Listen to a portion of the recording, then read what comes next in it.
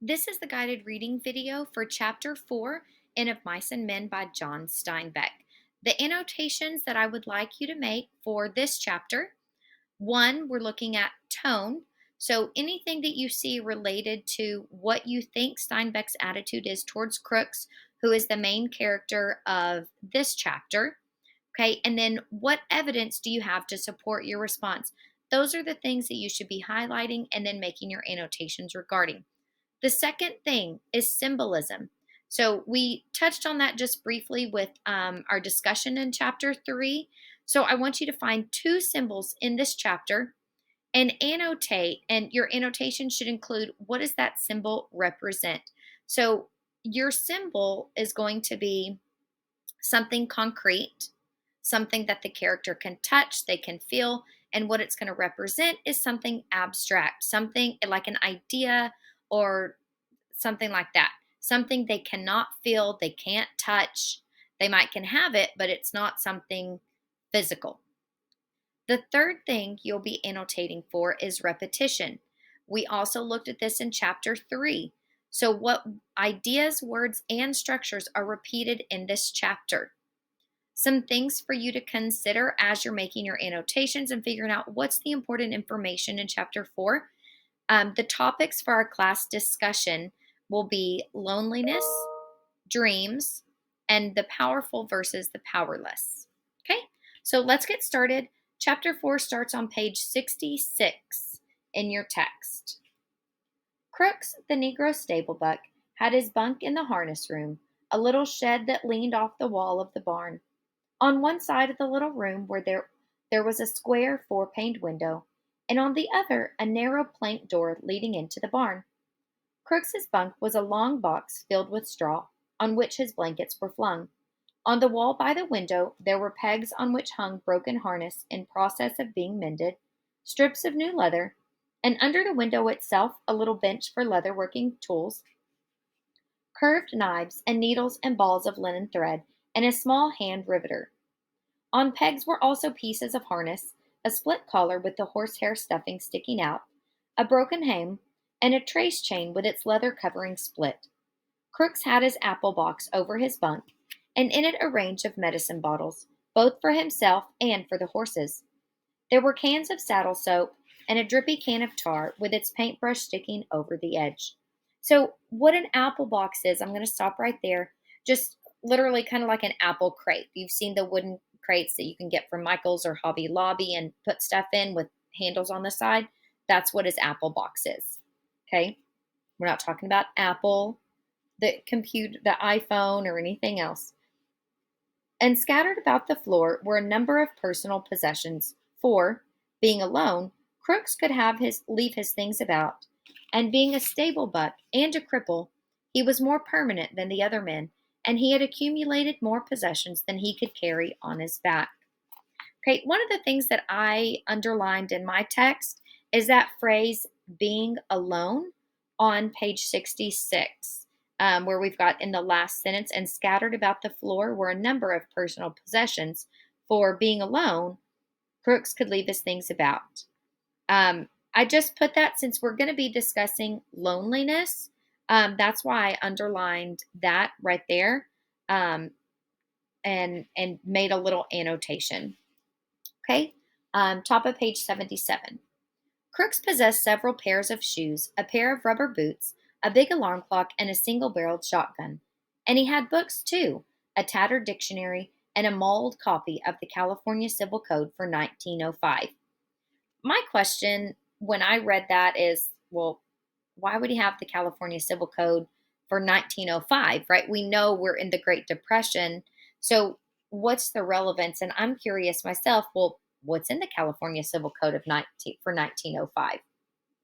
There were battered magazines and a few dirty books on a special shelf over his bunk. A pair of large gold-rimmed spectacles hung from a nail on the wall above his bed. This room was swept and fairly neat, for Crooks was a proud, aloof man. He kept his distance and demanded that other people keep theirs. His body was bent over to the left by his crooked spine, and his eyes lay deep in his head, and because of their depth seemed to glitter with intensity. I love that phrase, glitter with intensity. His lean face was lined with deep black wrinkles, and he had thin, pain-tightened lips which were lighter than his face. It was Saturday night. Through the open door that led into the barn came the sound of moving horses, of feet stirring, of teeth champing on hay, of the rattle of halter chains. In the stable-buck's room a small electric globe threw a meager yellow light. Crook sat on his bunk. His shirt was out of his jeans and back. In one hand he held a bottle of liniment. That's just kind of like an oil. So if you think of like a biofreeze or Tiger's Balm, something like that, icy hot, that's kind of what that is. In one hand he held a bottle of liniment, and with the other he rubbed his spine. Now and then he poured a few drops of the liniment into his pink-palmed hand and reached up under his shirt to rub again. He flexed his muscles against his back and shivered. Noiselessly, Lenny appeared in the open doorway and stood there looking in, his big shoulders nearly filling the opening. Okay, pause right there. I want you to look at the opening of this chapter versus the opening of some of our other chapters and see if you notice anything similar or different in the structure. Okay, back to page 68. For a moment, Crooks did not see him, but on raising his eyes, he stiffened and a scowl came on his face. His hand came out from under his shirt. Lenny smiled helplessly in an attempt to make friends. Crooks said sharply, "You got no right to come in my room. This here's my room. Nobody got any right in here but me." Lenny gulped and his smile grew more fawning. "I ain't doing nothing," he said. "Just come to look at my puppy, and I seen your light," he explained. "Well, I got a right to have a light. You go on, get out of my room. I ain't wanted in the bunkhouse, and you ain't wanted in my room." "Why ain't you wanted?" Lenny asked. "'Cause I'm black. They play cards in there, but I can't play because I'm black. They say I stink. Well, I tell you, all of you stink to me." Lenny flapped his big hands helplessly. "Everybody went into town," he said. "Slim and George and everybody. George says I got to stay here and not get in no trouble. I seen your light." "Well, what do you want?" "Nothing. I seen your light. I thought I could just come in and set." Crook stared at Lenny, and he reached behind him and took down the spectacles and adjusted them over his pink ears and stared again. "I don't know what you're doing in the barn anyway," he complained. "You ain't no Skinner. They's no call for a bucker to come into the barn at all. You ain't no Skinner. You ain't got nothing to do with the horses." "The pup," Lenny repeated. "I come to see my pup." "Well, go see your pup then. Don't come in a place where you're not wanted." Lenny lost his smile. He advanced a step into the room, then remembered and back to the door again. "I looked at 'em a little. Slim says I ain't to pet 'em very much." Crook said, "Well, you've been taking 'em out of the nest all the time. I wonder the old lady don't move 'em someplace else." "Oh, she don't care. She lets me." Lenny had moved into the room again. Crook scowled, but Lenny's disarming smile defeated him. So in my text, I really like those two phrases, and I think it shows us something about each of the characters, and just the personality of Lenny as well, and then Crooks, how kind of Crooks is feeling. He's still kind of got his guard up about Lenny, right? We know he hasn't been wanted in the bunkhouse, and he doesn't have any friends, right? So I underlined those two phrases: Crooks scowled, and then Lenny's disarming smile, in my text, just because I love the phrasing that Steinbeck uses there. Okay, I'll continue. "Come on in and sit a while," Crook said. "Long as you won't get out and leave me alone, you might as well sit down." His tone was a little more friendly. "All the boys gone into town, huh?" "All but old Candy. He just sits in the bunkhouse sharpening his pencil and sharpening and figuring." Crooks adjusted his glasses. "Figuring? What's Candy figuring about?" Lenny almost shouted, "'Bout the rabbits!" "You're nuts," said Crooks. "You're crazy as a wedge. What rabbits you talking about?" "The rabbits we're going to get, and I get to tend 'em, cut grass, and give 'em water and like that." "Just nuts," said Crooks. "I don't blame the guy you travel with for keeping you out of sight." Lenny said quietly, "It ain't no lie. We're going to do it. We're going to get a little place and live on the fat of the land." Now, if you stop right there, one of the things we're looking at is repetition. So the ideas, words, and structures that are repeated. Okay. We talked about in chapter 3 that phrase, live on the fat of the land. So you should underline that and then put repetition from chapter 3. Crook settled himself more comfortably on his bunk. Sit down, he invited. Sit down on the nail keg. Lenny hunched down on the little barrel. You think it's a lie, Lenny said, but it ain't no lie. Every word's the truth, and you can ask George. Crooks put his dark chin into his pink palm. You travel around with George, don't you? Sure, me and him goes every place together. Crooks continued. Sometimes he talks, and you don't know what the hell he's talking about. Ain't that so?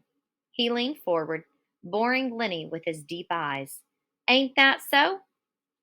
Another thing that I highlighted that you should notice at this point in the text is the constant reference to the eyes. So that should be with that the repetition. It could also be with symbolism. Okay, just depending on how you look at it. So I would make any reference to the eyes. I would take note of. Yeah, sometimes just talks on and you don't know what the hell it's all about. Yeah, sometimes, but not always. Crooks leaned forward over the edge of the bunk. I ain't a Southern Negro, he said. I was born right here in California. My old man had a chicken ranch, about 10 acres. The white kids come to play at our place, and sometimes I went to play with them. And some of them was pretty nice. My old man didn't like that. I never knew till long later why he didn't like that. But I know now. He hesitated, and when he spoke again, his voice was softer. There wasn't another colored family for miles around. And now there ain't a colored man on this ranch, and there's just one family in Soledad. He laughed. If I say something, why, it's just me saying it. Lenny asked, how long do you think it'll be before them pups will be old enough to pet? Crooks laughed again. A guy can talk to you and be sure you won't go blabbing. Couple weeks and them pups will be all right. George knows what he's about. Just talks and you don't understand nothing. He leaned forward excitedly. This is just me talking and a busted back worker, so it don't mean nothing, see? You couldn't remember it anyways. I seen it over and over. A guy talking to another guy, and it don't make no difference if he don't hear or understand. The thing is, they're talking or they're setting, still not talking. It don't make no difference. No difference. His excitement had increased until he pounded his knee with his hand. George can tell you screwy things and it don't matter. It's just the talking. It's just being with another guy. That's all. He paused. His voice grew soft and persuasive. S'pose George don't come back no more. S'pose he took a powder and just ain't coming back. What'll you do then? Lenny's attention came gradually to what had been said. What? He demanded. I said, s'pose George went into town tonight and you never heard of him no more. Crooks pressed forward with some kind of private victory. Just suppose that, he repeated. He won't do that, Lenny cried. George wouldn't do nothing like that. I've been with George a long time. He'll come back tonight. But the doubt was too much for him. Don't you think he will?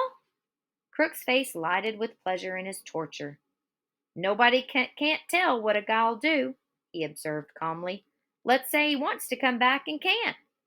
Suppose he gets killed or hurt so he can't come back. Lenny struggled to understand. I love that Steinbeck puts that line there, that Lenny struggled to understand. I think it's one of the few explicit statements that Steinbeck gives us to let us know about Lenny's struggles and how he processes information differently. So I think that's also an important line there. George won't do nothing like that, he repeated.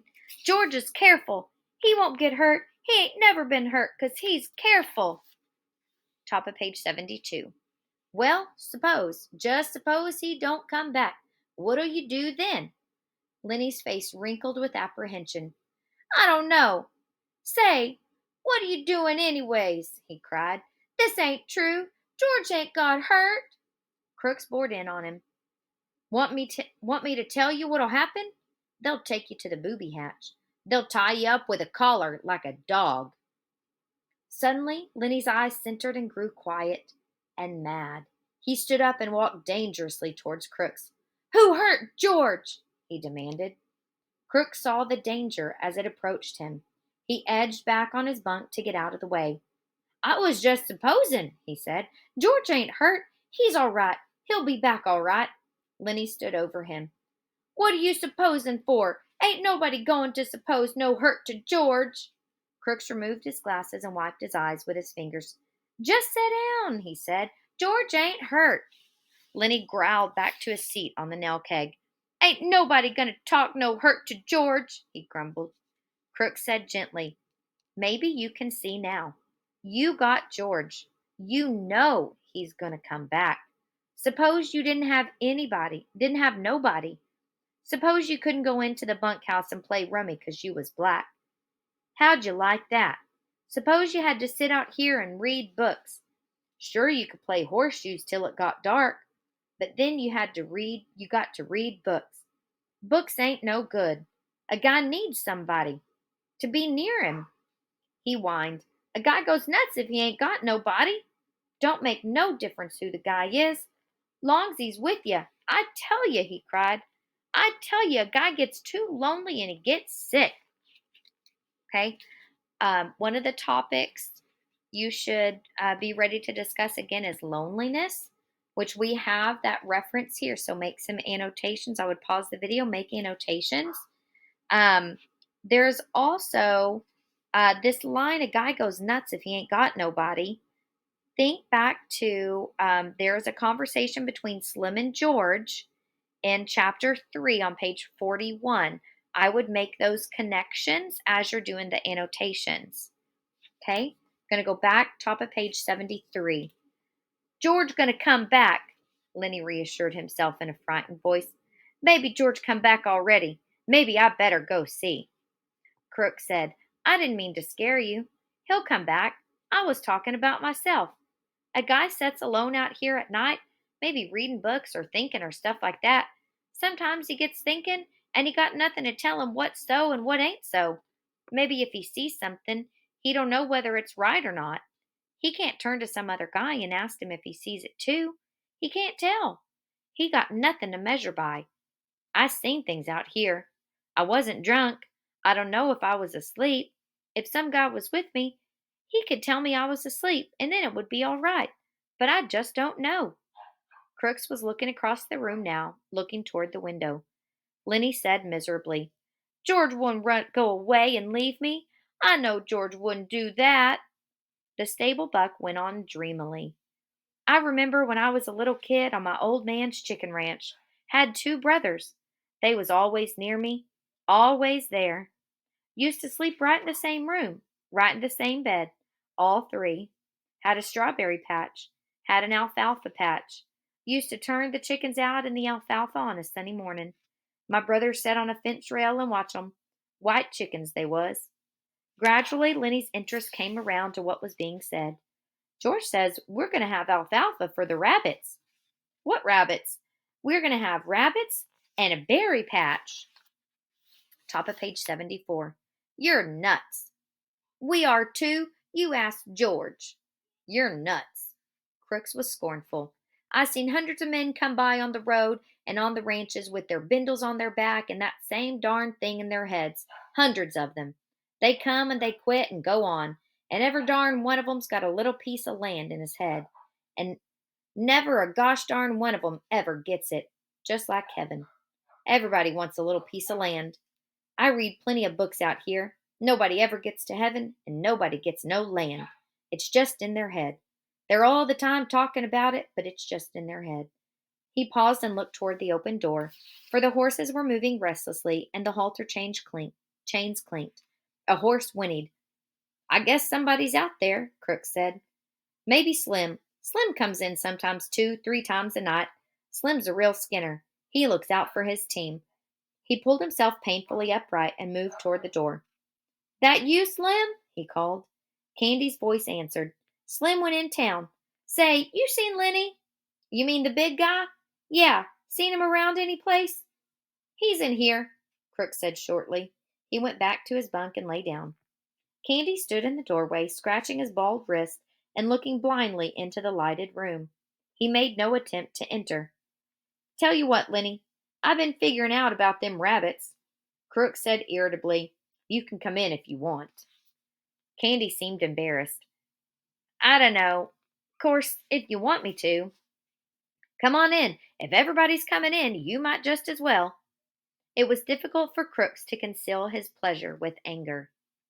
Why do you think this line is significant?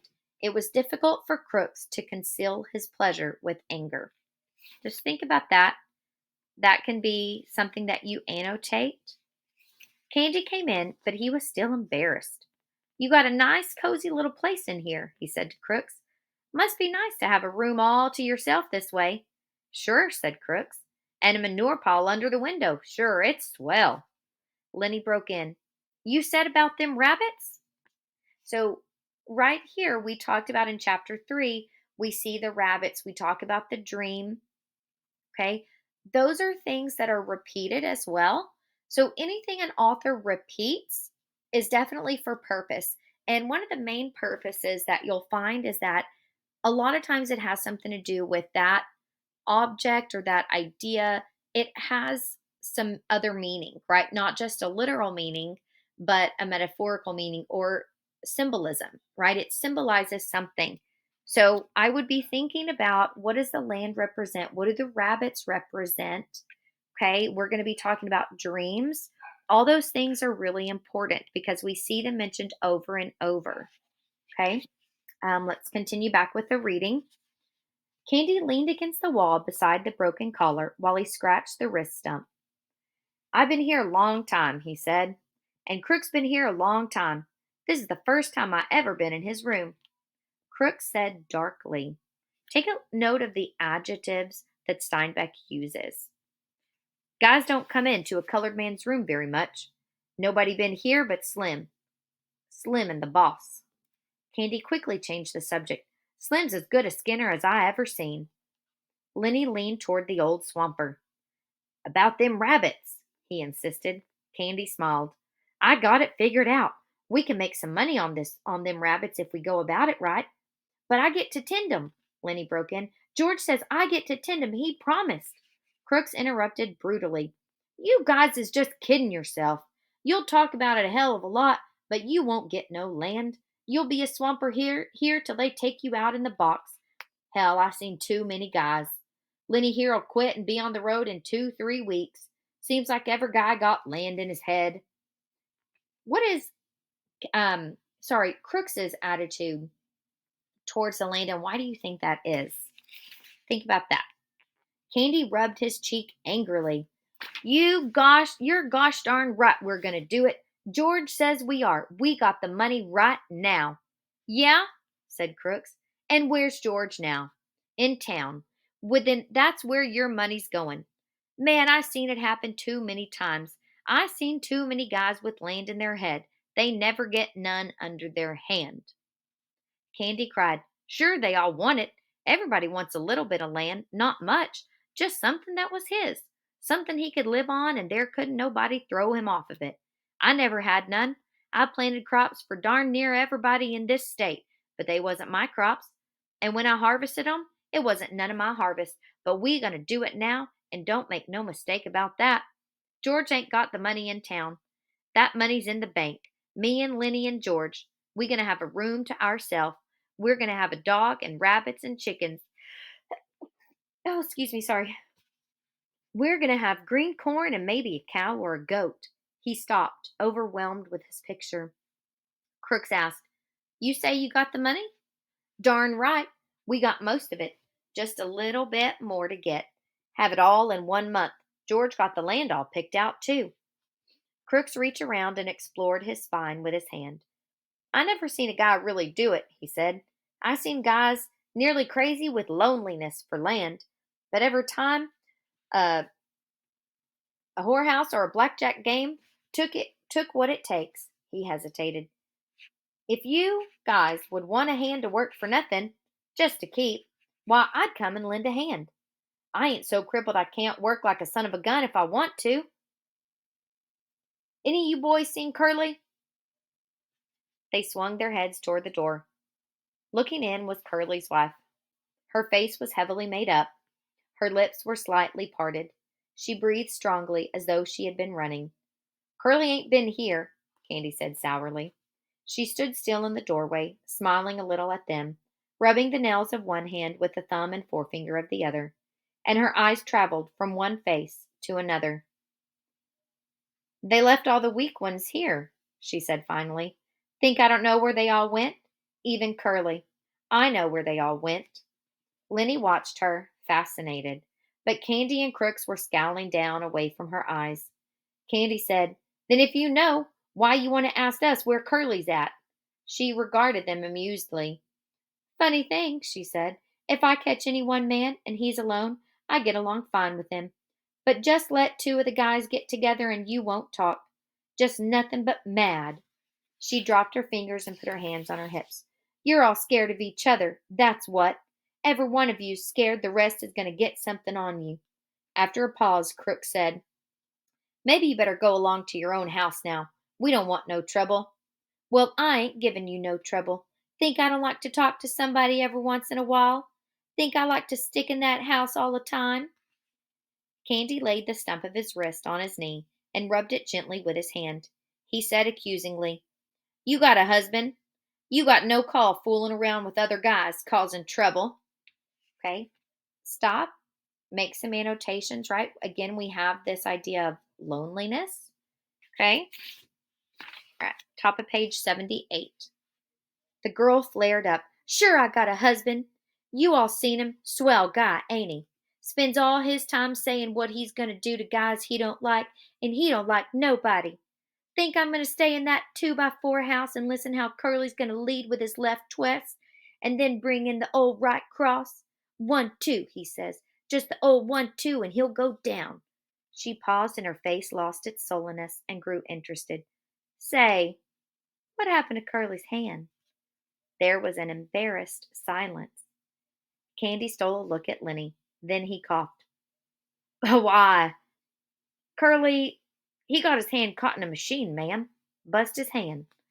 She watched for a moment and then she laughed. "Baloney! What do you think you're selling me? Curly started something he didn't finish. Caught in a machine. Baloney! Why, he ain't give nobody the good old 1-2 since he got his hand bust. Who bust him?" Candy repeated sullenly. "Got it caught in a machine." "All right," she said contemptuously. "All right, cover him up if you wanna. What do I care? You bindlebums think you're so darn good. What do you think I am, a kid? I tell you I could 'a' went with shows. Not just one, neither. And a guy told me he could put me in pictures." She was breathless with indignation. "Saturday night? Everybody was out doing something. Everybody. And what am I doing? Standing here talking to a bunch of bindle stiffs, crooks, and a dum dum, and a lousy old sheep, and liking it because they ain't nobody else." "Ooh, she is feeling some feelings right here, isn't she?" Lenny watched her, his mouth half open. Crooks had retired into the terrible protective dignity of the Negro. But a change came over old Candy. He stood up suddenly and knocked his nail keg over backward. "I had enough," he said angrily. "You ain't wanted here. We told you you ain't. And I tell you, you got floozy idears about what us guys amounts to. You ain't got sense enough in that chicken head to even see that we ain't stiffs. S'pose you get us canned. Suppose you do. You think we'll hit the highway and look for another lousy two-bit job like this? You don't know that we got our own ranch to go to and our own house. We ain't got to stay here. We got a house and chickens and fruit trees and a place 100 times prettier than this. And we got friends. That's what we got. Maybe there was a time when we was scared of getting canned, but we ain't no more. We got our own land, and it's ours, and we can go to it." Curly's wife laughed at him. "Baloney," she said. "I seen too many you guys.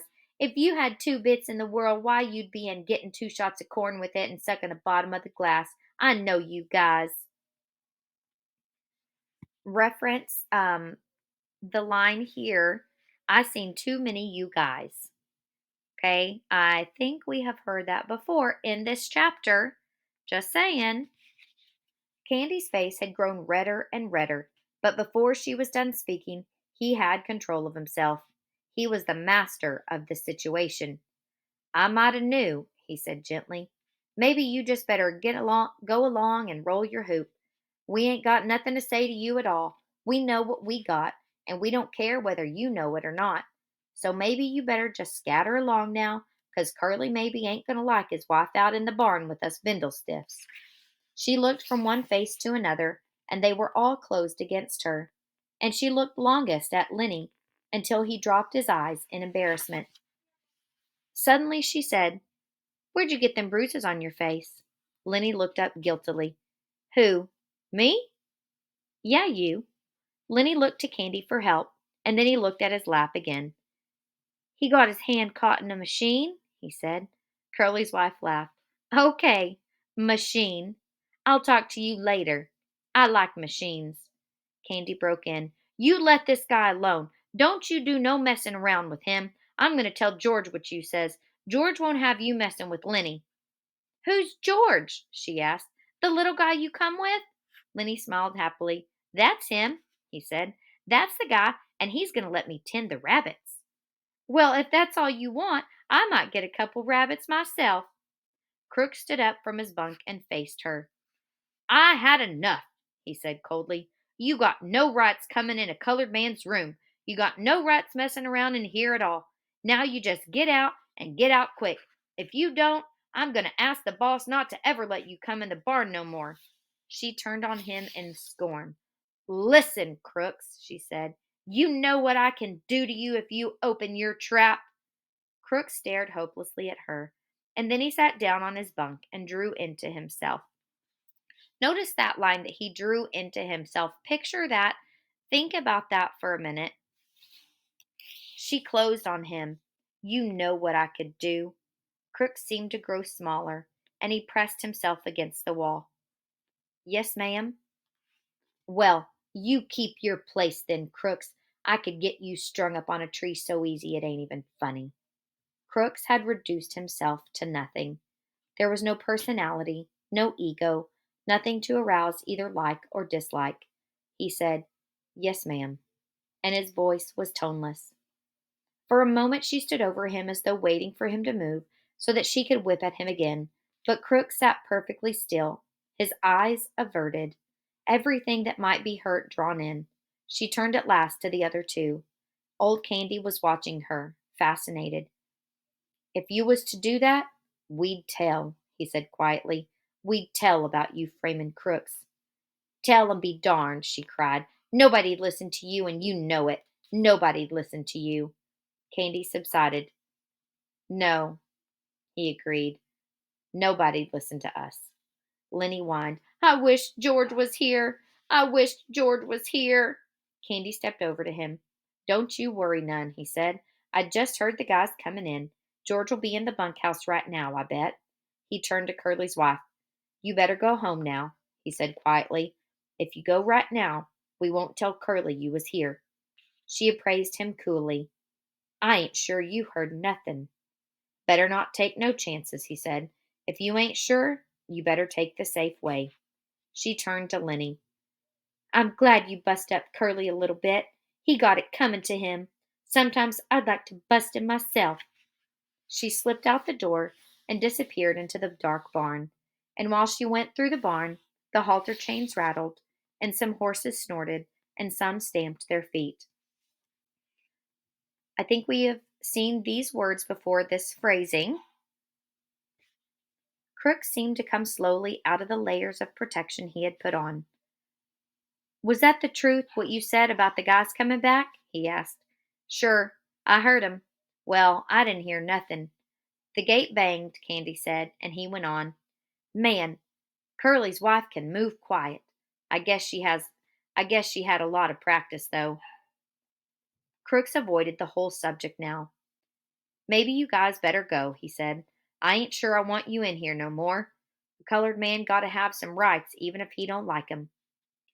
Candy said, That girl did not have said that to you.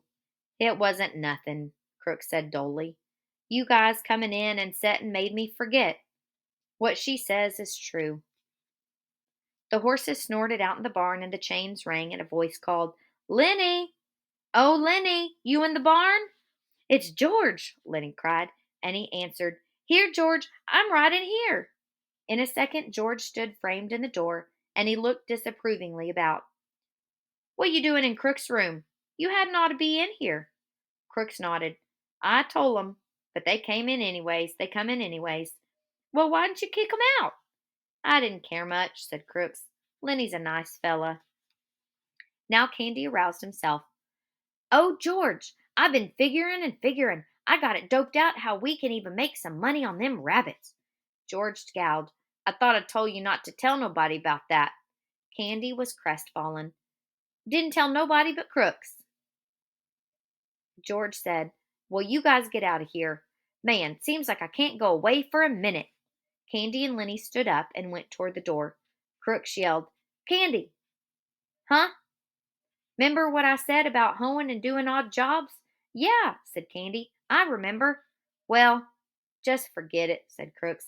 I didn't mean it. Just fooling. I wouldn't want to go no place like that. Well, okay, if you feel like that. Good night. The three men went out of the door. As they went through the barn, the horses snorted and the halter chains rattled.